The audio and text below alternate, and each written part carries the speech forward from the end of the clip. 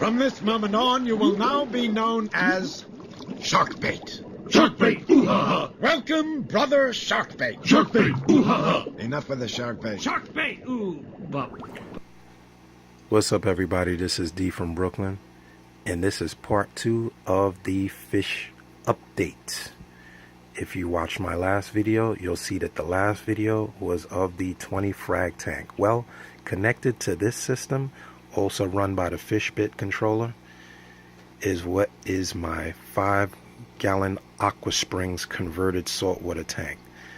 Now this saltwater tank, which is completely running on the same salinity that is running these coral, are my babies, my mollies, my reef mollies. Nothing fancy, some brackish. I have a gray, which is pretty much my species because I've never seen this particular gray, which kind of changes color. But this guy was born here. All of these guys were born in my systems except for the black molly. These guys used to be outside in my pond, and I converted them to reef salinity slowly over time, and they gave birth to all the others, which have come out gray. Oddly enough, none have come out black, but they've come out gray. So ebony and ivory, we're all peaceful children in the eyes of the Lord, and they got gray babies. Gray babies. Now, as you know, mollies live off algae. Considerable algae in here that they graze on throughout the day. I have a little bit of xenia, but this is not intended to be a coral tank. But who knows what the future will hold. I really wanted to get a seahorse in here, but we'll see what the Lord has in store for me. This tank is really simple. It's run off a filter sponge, which I had from their little tank years ago. Before they went in the pond, I had that filter sponge, and it's still running. I have to clean it out every couple of months when the bubbles slow up, because salt creep can clog those filter sponges. And this is being run by a Aqua Clear 20, which does an excellent job.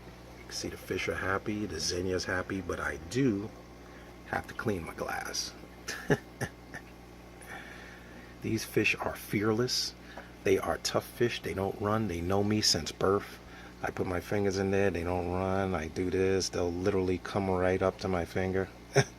They are like my little babies. And like any other pet, I guess they're trained to know that I'm a pain in the neck and I'm always at the tank.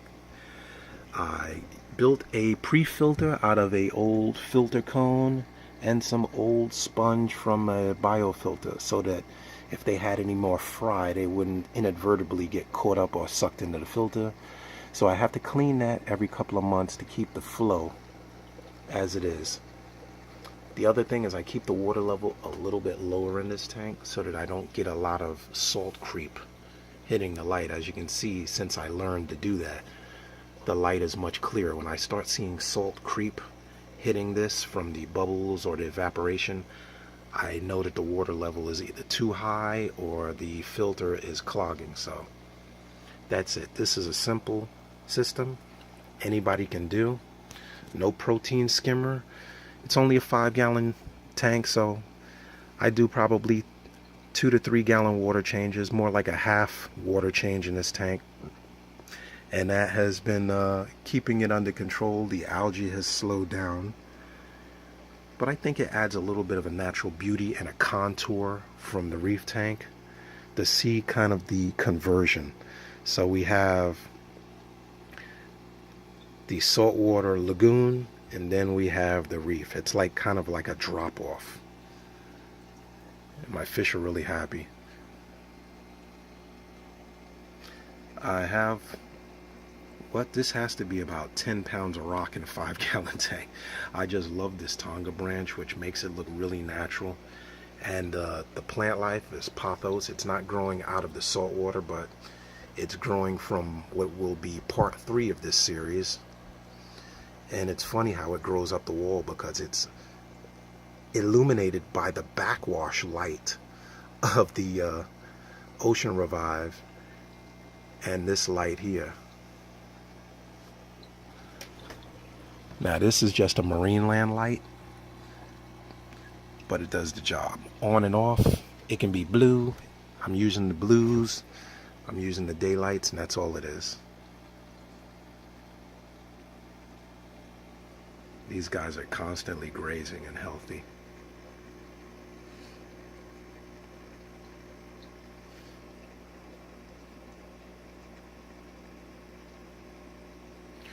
One little interesting tidbit that I'll give you from this light is, from this tank is the aqua springs for my guys at the Aqueon.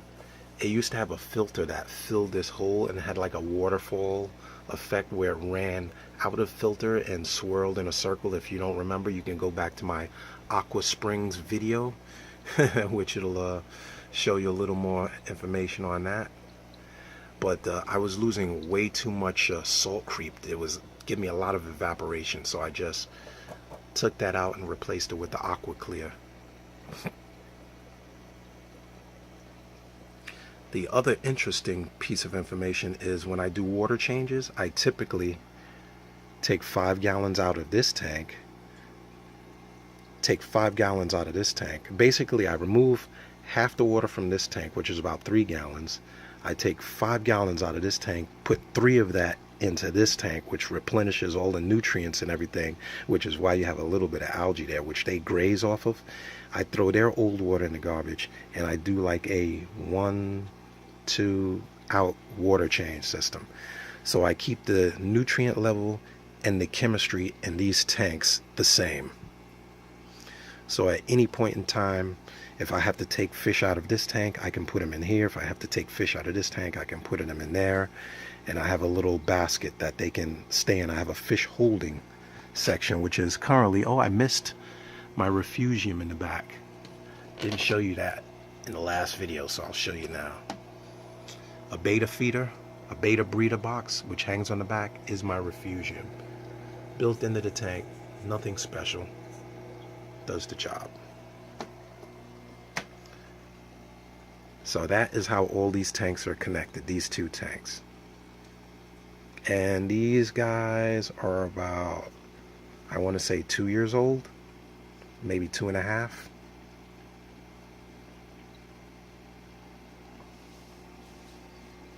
And these guys are months old. So I moved some of their brothers to my other tanks and friends. And some of these guys will eat the fry, because I had about probably 40 in there at one time. So they do get cramped in there and they get aggressive, and the strong survive. Especially this guy. These are tough Brooklyn fish. They swim right up to you. They don't run away. I have 3 females and 1 male.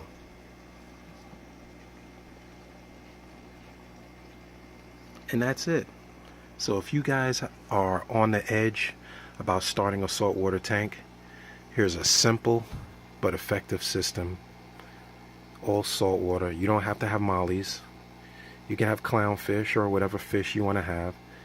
It's just being realistic about what you're going to do to keep it and what you can keep in it. And this is my Lagoon Aqua Springs, Aqueon Aqua Springs Lagoon tank. Tune into part 3, which will be on the Nano. Thank you. Click subscribe, click like. This is D from Brooklyn, and I'm out. We're going to have 3 more tanks in this series.